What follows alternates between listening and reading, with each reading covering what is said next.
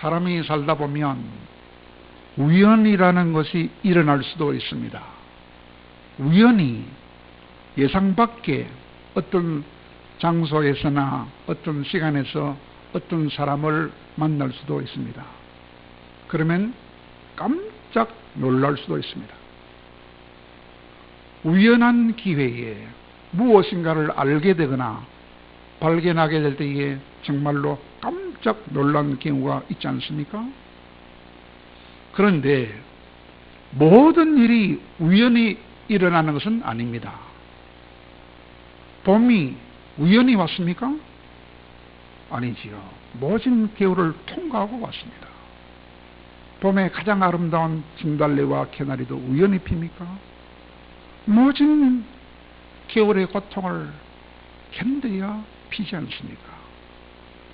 세상에 존재하는 것들은 또 어떻습니까? 세상에 존재하는 것 중에서 우연히 존재하는 것은 없습니다. 어쩌다 보니 우연히 생기는 그런 경우는 전혀 없습니다. 가장 쉬운 예를 들어볼까요? 우리가 살고 있는 집, 이 집은 우연히 생겨났을까요? 나무가 스스로 걸어와 가지고 저절로 네모난 기둥이 되어 가지고 기둥이 되어지고, 또 흙과 모래가 저절로 섞여 가지고 단단한 벽이 되어서 탁벽이 되어지고, 또 지붕도 스스로 생겨나 가지고 비가 전혀 새지 않도록 딱 덮어주는 그런 집이 있습니까? 그런 집이 있으면 얼마나 좋겠습니까? 지구는 어떻습니까? 지구는 우연히 생겨났을까요? 우연히 생겨났다고 말하는 과학자들도 있습니다. 지구나 우주조차도 우연히 발생했다고, 생겨났다고 주장하는 어리석은 과학자들이 있습니다. 그들이 주장하는 가설은 들어보면 아주 그럴듯해 보이지만, 그러나 사실은 전혀 가능성이 없습니다. 영국의 유명한 그런 과학자도, 사람들은 훌륭하다지만 우리가 볼 때는 완전히 망통들입니다. 그래서 과학자들 중에 일부는 우리를 속인 과학자들도 참 많습니다. 한 가지만 깊이 생각해 보면 자연 발생설이 얼마나 거짓말인지 증명할 수 있습니다. 여러분, 지구는, 우리가 살고 있는 이 지구는 가만히 서 있는 것이 아닙니다. 지금도 엄청난 속도로 계속해서 달려가고 있습니다. 지구는 초속으로 30km 속도로 지금 달려가고 있습니다. 쉬지 않고 어디를 달려갑니까? 태양 주위를 꽉 달려가고 있습니다. 그것을 공전이래요. 공전. 계속 달려갑니다. 그런데 여러분, 지구하고 태양 사이의 거리가 얼마나 먼지 압니까? 대략 1억 5천만 킬로미터라고 그래요. 1억 5천만 킬로미터. 그것이 얼마나 먼지 실감이 나지 않지요. 우리가 보통 자동차가 100km 달리죠. 100km 달리는 자동차 속력으로 태양까지 달려간다면 얼마나 걸리느냐? 약 170년을 달려가야 태양에 도달할 수 있는 먼 거리라 합니다. 그것을 안다면 눈으로 보이는 태양이, 이야, 그렇게도 멀리 있구나 하는 것을 느낄 수가 있을 것입니다. 놀랍지 않습니까? 그런데 더 놀라운 사실은 뭐냐? 태양과 항상 일정한 거리를 유지하면서 지구가 달려가고 있다는 것입니다. 태양 주위를 확 달려가는데 태양하고 일정 거리를 유지하면서 달려간다는 것이죠. 얼마나 놀라운 일입니까? 그래서 만약에 지구가 태양과 조금만 더 가까이서 돌게 되면 우리는 뜨거워서 못 살게 되고, 정반대로 조금만 더 멀리서 돌게 되면 너무 추워서 살 수 없게 되니까 얼마나 오묘한 질서인지 모릅니다. 이런 오묘한 질서가 우연히 생겨날 수 있었겠습니까? 비단 태양과 지구만 그런 것이 아닙니다. 밤하늘에 두둥실 떠오르는 달도 마찬가지입니다. 달이 지구에 조금만 더 가까워졌더라면 큰 파도가 일어나가지고 바닷가에 사는 사람은 다 물에 빠져 죽습니다. 그리고 그뿐입니까? 우리가 1초도 쉬지 않고 마시고 있는 이 공기가 조금만 모자라면 숨쉬기가 곤란해서 죽을 것입니다. 그러므로 이 우주 질서가 사람이 살기에 더하지도 않고 덜하지도 않고 100% 정확하게 만들어져 있다는 것입니다. 그러므로 이렇게도 조화로운 질서와 운행이 어떻게 우연히 생겨났다고 할 수 있겠습니까? 그러므로 성경은 태초에 하나님이 천지를 창조하였느니라 라고 창조설을 강하게 선포하고 있는 것입니다. 이렇게 천지를 창조하신 하나님께서 우리들 사람도 창조해 주신 것입니다. 한 사람을 가지고 두 사람을 만든 거예요. 이 한 몸을 가지고 갈비뼈 하나 떼가지고 저 김숙자를 만드는 거예요. 한 몸이다, 한 몸. 정확하지 않습니까? 오늘날 과학자들이 증명했어요. 세포 하나 가지고 똑같은 세포를 만들 수 있다고. 그리고 하나님께서 우리 사람들이 살아가기에 조금도 부족함이 없는 완벽한 환경인 에덴 동산도 창조해 주셨다는 것입니다. 에덴이라는 뜻이 무슨 뜻입니까? 행복이라는 동산을 만들어 주셨어요. 왜? 거기서 영원토록 행복하게 살게 해주려고. 그 행복 동산에는 아름다운 강이 4개나 흐르고 있어요. 풍성한 물이 흐르고 시원한 물이 흐르고 맛있는 물, 모든 생물이 살 수 있게 하는 놀라운 4개의 강이 그 에덴 동산에 쫙 흐르고 있어요. 요즘 자연인들이 산에 살 때 물이 없으면 그 산이 되겠습니까? 산에 풍성한 물이 있어야 되지 않습니까? 근데 강이 하나만 있는 게 아니라 4개나 물이 줄줄줄줄 흐르는 아름다운 강이 있는 그 멋진 동산을 만들어 주셨어요. 그 4가지 강뿐만 아니라 각종 맛있는 과일나무들을 쫙 자라게 만들었어요.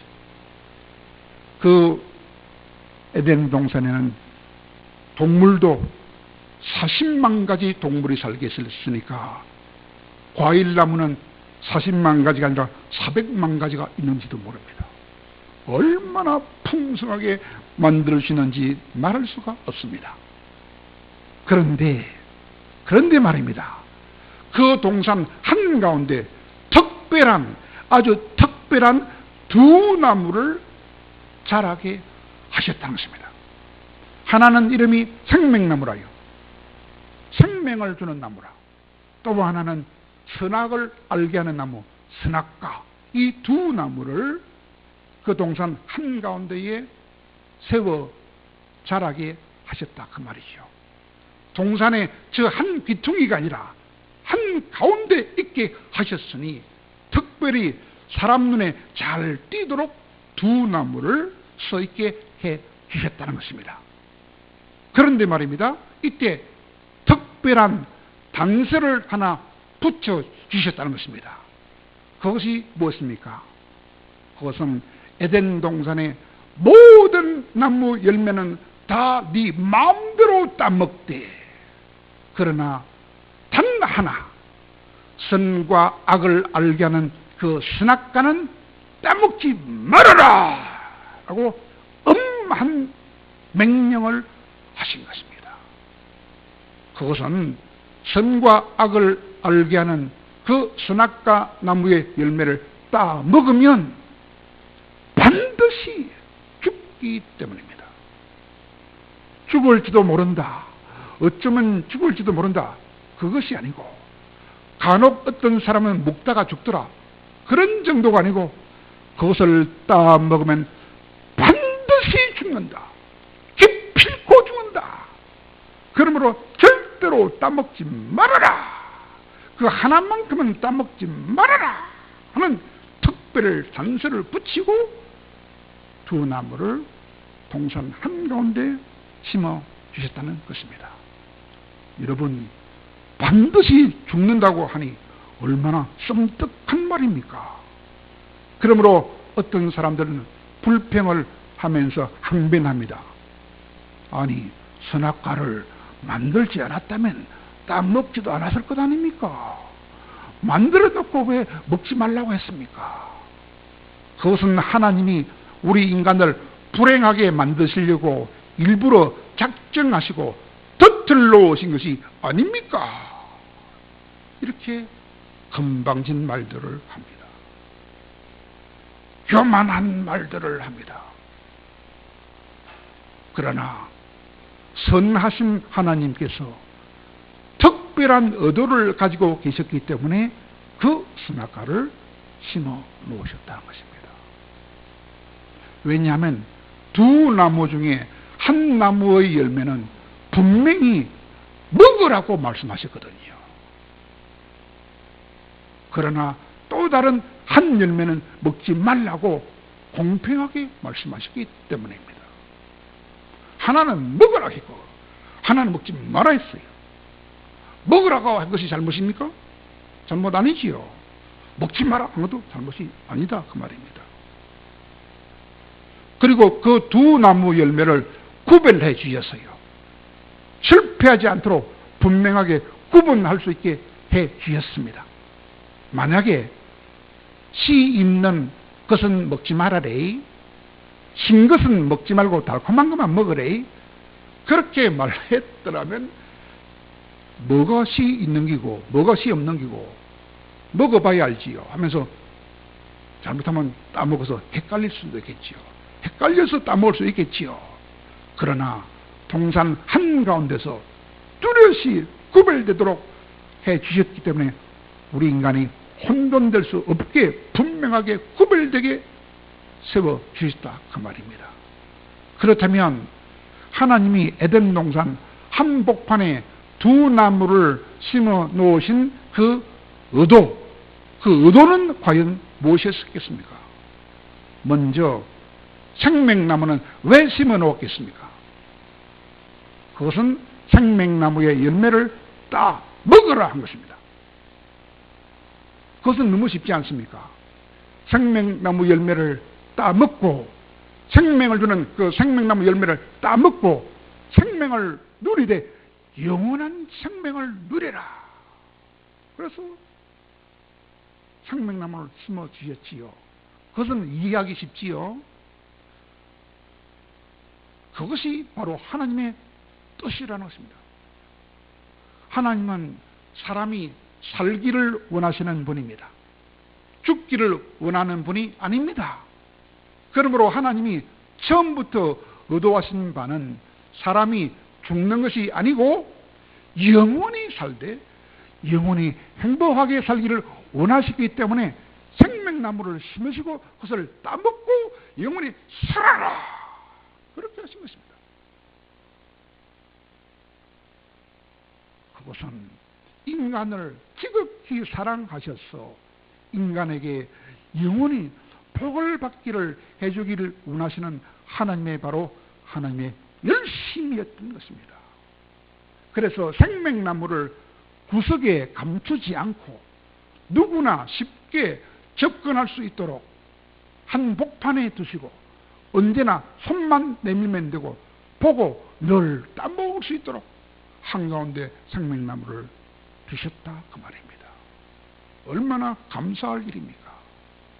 그렇다면 선악과는 왜 그러면 심어 놓았을까요? 그것은 절대로 멸망하지 말라는 것입니다. 절대로 죽지 말라는 것입니다. 생명나무 열매를 먹게 하신 의도는 쉽게 알겠는데 선악과 여도는 알기가 여러분 힘드십니까? 힘들지 않습니다. 그 선악과만 그것만 안 따먹으면 영원히 행복할 수 있기 때문에 절대로 따먹지 말라는 것입니다. 그것만 안 따먹으면 영원히 행복할 수 있다. 그러니까 그것만 따먹지 말라 하는 것이죠. 그게 어렵습니까? 쉽지 않습니까? 쉬운 거예요. 왜 그럴까요? 천지를 창조한 하나님은 우리에게 복을 주시기만 원합니다. 복을 주시기만 원하시는 지극히 선하신 분이기 때문에, 사랑이 가득한 분이기 때문에 우리에게 복을 주셔서 영원히 행복하게 해주시기를 원하시기 때문에 생명나무만 따먹고 영원히 행복하라. 죽는 나무는 절대로 따먹지 말라 한 것입니다. 그것이 어렵습니까? 얼마나 쉬운 것입니까? 여러분, 하나님은 우리 인간을 창조하실 때 무슨 일을 했습니까? 바로 복을 주는 일만 했어요. 복 받아라, 복 받아라, 복 받아라 밖에 말씀 안 했어요. 복을 주시되 어떤 복을 주시다고 했습니까? 크게 세 가지 복을 주셨어요. 첫째가 무엇일까요? 하나님의 형상대로 창조되는 복을 주셨어요. 하나님 형상대로 창조가 되는 복. 그것은 참으로 상상도 할 수 없는 일이지요. 정말로 잘 믿어지기 힘든 일입니다. 사람이 말입니다. 이 하찮은 사람이 하나님의 모습으로 하나님의 형상대로 창조되었다니 말입니다. 짐승은 그 복을 받지 못했어요. 그러므로 짐승들은 하나님께 감사하다고 오늘도 예배하러 안 올라와요. 밑에 개들이 많이 있지만 예배하러 못 올라와요. 그러므로 우리를 거의 뭐와 같을 정도로 하나님과 같은 정도 수준으로 높이 창조해 주셨다는 것입니다. 얼마나 귀한 복입니까? 두 번째 복이 무엇입니까? 땅과 땅에 있는 모든 것을 다스릴 수 있는 그런 복을 주셨어요. 그래서 옛날에는 사자를 보고도 사자야 스톱! 하면 꼼짝 놀랐어요. 그러므로 우리를 하나님의 대리자로 세우셨어요. 이것 또한 얼마나 큰 복인지 모릅니다. 그때 파도가 칠 때에 파도가 치면 파도에 잔잔하라 하면 잔잔해졌어요. 예수님처럼 말입니다. 그런 권세가 원래 우리에게 주어졌었어요. 얼마나 대단한 복입니까? 세 번째로는 우리 마음대로 할 수 있는 자유를 주셔요. 마음대로 할 수 있는 자유. 이것도 얼마나 큰 복인지 말할 수 없습니다. 왜냐, 오늘 본문 16절에 보니까 너는 임의로 먹되라고 말씀하셨기 때문입니다. 임의로 먹는다, 이 무슨 말입니까? 마음대로 먹으라 소리죠. 네가 먹고 싶은 거는 마음대로 다 먹으라 소리죠. 네가 하고 싶은 것은 마음대로 다 하라 소리죠. 우리에게 자유를 주셨어요. 자유 의지를 주셨어요. 얼마나 귀한 복입니까? 하나님은 너무나 선하신 분이기 때문에 우리에게 이런 모든 복을 다 주시고 싶어 하셨습니다. 복 중에서 무엇이든지 마음대로 할 수 있는 복, 그 자유는 어쩌면 모든 복 중에 최고의 복이라고 말할 수 있을 것입니다. 왜냐하면 이런 자유가 없으면 우리 인간은 한낱 기계나 로봇에 불과할 것이기 때문입니다. 로봇가 와가지고 사랑해요. 기분 좋겠어요? 진심으로 사랑합니다. 한마디가 훨씬 낫지요. 여러분, 자유가 없는 기계나 로봇처럼 살고 싶습니까? 아닙니다. 자유를 주셨어요. 얼마나 감사한 일입니까? 그러나 여러분, 이 자유라 하는 것은 잘못하면 아주 위험합니다. 왜냐? 잘못 사용하면 내 마음대로 판단할 수 있고 내 마음대로 행동할 수 있어요. 그러면 우리가 바리새인이 될 수 있는 것입니다. 바리새인이 되면 지옥 가는 것입니다. 심지어는 이 자유를 잘못 사용하면 하나님한테 대들 수도 있습니다. 자유가 잘못 사용되면 말입니다. 그러면 최고복이라는 이 자유가 우리에게 최고의 저주를 가져올 수도 있습니다. 최고의 위험한 것이 될 수도 있습니다. 뭐가? 자유라고 하는 것은 말입니다. 그 위험성을 알고서도 우리를 너무나 존중해 주셨기 때문에 이 귀한 자유를 준 것입니다. 마치 심푸른 칼을 준 것이나 마찬가지입니다. 잘 쓰면 좋은데 못 쓰면 내 목이 날아갈 수도 있습니다. 그 정도로 중요한 것이 자유입니다. 우리 인격을 너무 존중해서 그런 자유를, 칼 같은 자유를 주신 것입니다.